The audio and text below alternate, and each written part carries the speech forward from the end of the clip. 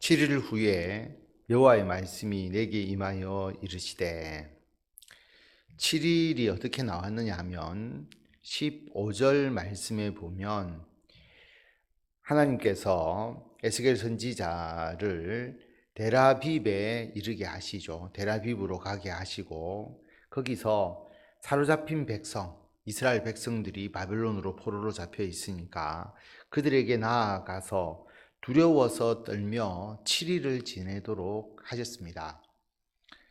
두려워 떤다라고 하는 게 무서워 숨어 있었다는 게 아니라 넋을 잃고 놀라면서 그가 7일을 지냈다. 그 7일 동안 하나님의 말씀을 전할 것을 준비하면서 대기하고 있었던 것이죠. 대기한 상태가 이 7일이 있었는데 그 7일 후에 하나님의 말씀이 다시 에스겔에게 임합니다. 인자야, 내가 너를 이스라엘 족속의 파수꾼으로 세웠으니 너는 내 입의 말을 듣고 나를 대신하여 그들을 깨우치라. 하나님께서 에스겔 선지자를 이스라엘 족속의 파수꾼으로 세웠다라고 말씀을 하십니다. 단순히 하나님의 말씀을 전하라 그렇게 말씀하지 아니하시고 파수꾼으로 세웠다라고 말씀을 하시죠. 그러면서 나를 대신하여 그들을 깨우치라라고 말씀을 합니다. 하나님의 명령을 따라서 파수꾼의 사명을 감당하는 것이고 파수꾼이 전해야 되는 것은 하나님께서 전하는 말씀을 대신해서 전해야 하는 것입니다. 파수꾼이 중요한 의미를 가지죠. 왜냐하면 적이 쳐들어오는 것을 파수꾼이 경고를 해 주어야 합니다. 그렇지 않으면 그 군사가 모두 다 죽게 되죠. 파수꾼의 역할을 제대로 하지 않으면 파수꾼은 큰 죄를 범하는 것이고 많은 사람들에게 피해를 끼치게 되는 겁니다. 그래서 이 파수꾼에 대한 내용이 이어서 계속 나오게 됩니다. 18절에 보면 가령 내가 악인에게 말하기를 너는 꼭 죽으리라 할 때에 내가 깨우치지 아니하거나 말로 악인에게 일러서 그의 악한 길을 떠나 생명을 구원하게 하지 아니하면 그 악인은 그의 죄악 중에서 죽으려니와 내가 그의 핏값을 내 손에서 찾을 것이고. 하나님께서 악인에게 이야기를 하는 거죠. 너는 꼭 죽으리라. 하나님의 심판의 말씀입니다. 그런데 이 말씀을 파수꾼이 하나님의 말씀을 전해야 되는데 전하지 않은 거죠. 만약에 내가 에스겔 선지자가 깨우치지 아니하거나 말로 악인에게 일러서 그 악한 길에서 떠나서 생명을 구원하도록 하지 않는다면 악인은 듣지 못했기 때문에 그냥 죄악 중에서 죽겠죠. 그런데 하나님께서 그의 핏값을, 그가 이제 죄로 인하여서 죽은 그 핏값을 너의 손에서 찾겠다라고 그렇게 말씀을 합니다. 파수꾼의 손에서 찾을 거다라고 하는 거죠. 왜냐하면 파수꾼이 전해야 되는데 전하지 않았기 때문입니다. 그러니까 파수꾼이 전하지 않는다면 파수꾼의 죄뿐만 아니라 그 파수꾼이 전하지 않음으로 인하여서 죽은 그 사람의 죄까지 파수꾼에게 묻겠다라고 말씀하시는 겁니다. 굉장히 부담스럽고 굉장히 두려운 말씀이죠. 19절에 보면 내가 악인을 깨우치되 그가 그의 악한 마음과 악한 행위에서 돌이키지 아니하면 그는 그의 죄악 중에서 죽으려니와 너는 내 생명을 보존하리라. 악인에게 하나님의 말씀을 전했습니다. 그런데 악한 자가 안 받아들인 거죠. 그래서 악한 죄로 인하여 죽었습니다. 하나님의 심판을 받게 되죠. 그는 그의 죄 때문에 심판을 받지만 파수꾼은 전했기 때문에 하나님의 벌을 받지 않는다라고 하는 겁니다. 생명을 보존하게 된다라고 하는 것이죠. 또 20절에 보면 또 의인이 그의 공의에서 돌이켜 악을 행할 때에는 이미 행한 그의 공의는 기억할 바 아니라 내가 그 앞에 거치는 것을 두면 그가 죽을지니 이는 내가 그를 깨우치지 않음이니라. 그는 그의 죄 중에서 죽으려니와 그의 핏값은 내가 내 손에서 찾으리라. 의롭게 살았습니다. 어떤 사람이. 여기서의 의인은 예수님의 십자가의 대속으로 의롭게 된 사람을 말하는 것이 아니죠. 율법을 지키는 사람을 의미하는 의인입니다. 그러니까 율법을 지키면서 의롭게 살다가 나중에 다시 악에 빠지는 사람이 있을 수가 있잖아요. 그럴 때 과거에 내가 하나님 말씀을 잘 지켰습니다 라고 하는 것은 전혀 기억될 바가 아니다 라고 하는 거죠. 과거에 잘하는 것이 무슨 의미가 있습니까? 그러니까 그 사람은 그 죄의 잘못 때문에 결국은 심판을 받게 되는 것입니다. 그래서 하나님께서 그 앞에 거치는 것을 두시죠.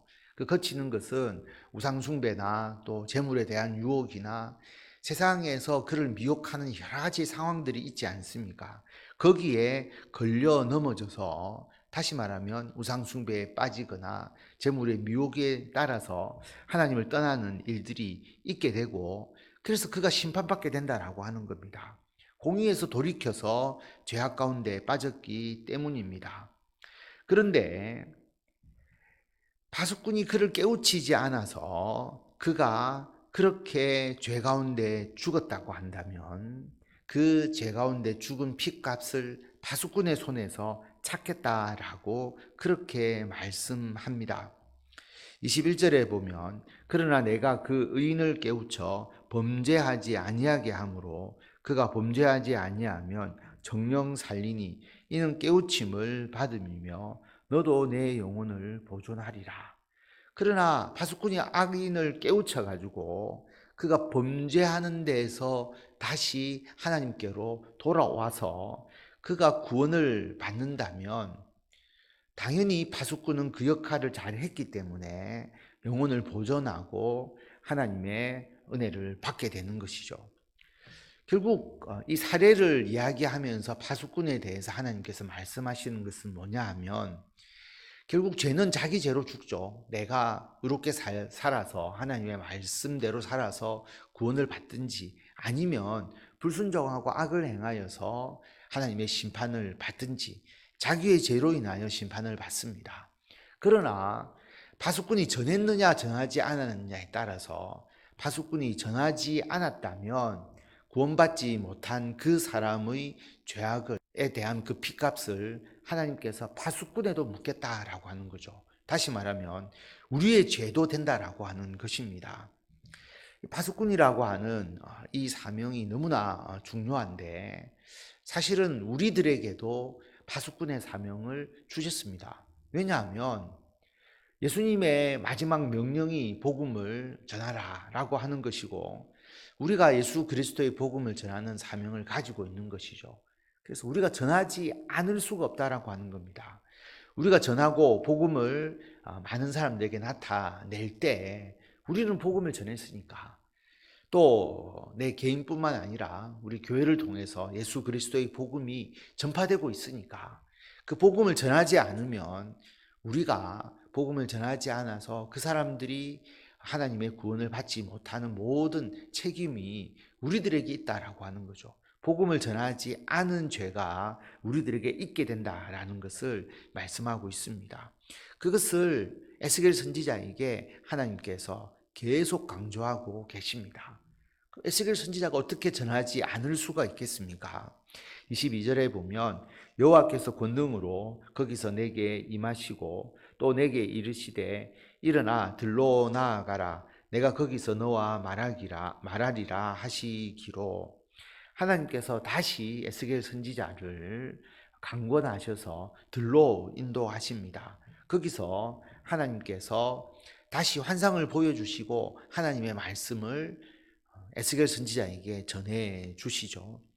23절에 보면 내가 일어나 들로 나아가니 여호와의 영광이 거기에 머물렀는데 내가 전에 그 발 강가에서 보던 영광과 같은지라 내가 곧 엎드리니 다시 처음 그 발 강가에서 보았던 그 영광을 들에서 하나님께서 에스겔 선지자에게 보여주십니다. 놀라서 에스겔 선지자가 두려움 때문에 당연히 하나님 앞에 엎드릴 수밖에 없죠. 그러니까 주의 영이 내게 임하사 나를 일으켜 내 발로 세우시고 내게 말씀하여 이르시되 너는 가서 내 집에 들어가 문을 닫으라. 성령께서 에스겔 선지자를 다시 일으켜 세웁니다. 앞에서도 이렇게 세우셨죠. 이렇게 세우신다는 것은 사명을 부여하고 사명을 행하도록 행하시는 것입니다. 다시 복음 전파의 사명을 에스겔 선지자에게 주시고 너의 집에 들어가서 문을 닫으라 라고 말합니다. 다시 근신하고 하나님의 말씀을 준비할 수 있는 또 그 시간을 주시는 것이죠. 25절에 보면 너 인자야 보라 무리가 내 위에 줄을 놓아 너를 동여 매리니 내가 그들 가운데에서 나오지 못할 것이라. 이스라엘 사람들이 에스겔 선지자를 핍박할 것이다 라고 말합니다. 줄로 동여 맬 것이다. 그 핍박이 실제로 줄로 동여 매면서 핍박을 받았을 수도 있고요. 그냥 어떤 말이나 또는 여러 가지 압력으로서 핍박일 수도 있습니다. 어쨌든 에스겔 선지자가 고통을 겪고 고난을 겪고 어려움과 핍박을 받을 것이다 라고 하는 것입니다. 그래서 26절에 보면 내가 내 혀를 내 입천장에 붙게 하여 내가 말 못하는 자가 되어 그들을 꾸짖는 자가 되지 못하게 하리니 그들은 패역한 족속이니라. 하나님께서 혀를 굳게 하셔서 에스겔 선지자가 말씀을 전하지 못하게 합니다. 왜냐하면 이스라엘 백성들이 패역한 족속이기 때문이다 라고 그렇게 말합니다. 왜 이렇게 하셨을까?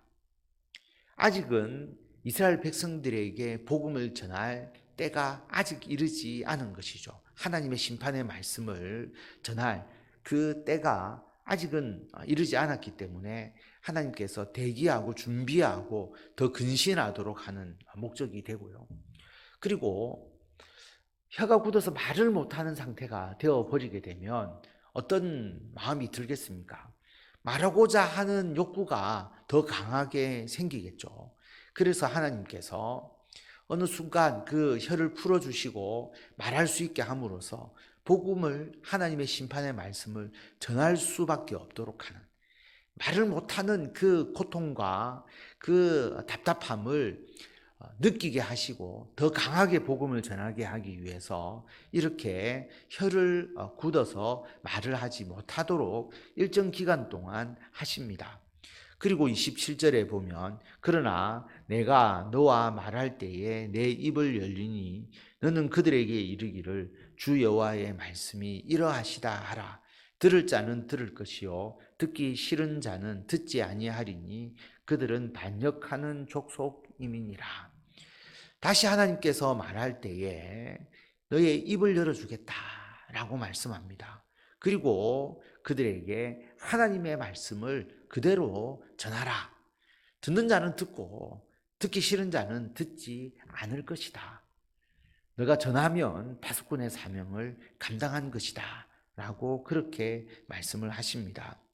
오늘 말씀을 통해서 파수꾼이라고 하는 이 귀한 사명을 우리들에게 주셨습니다.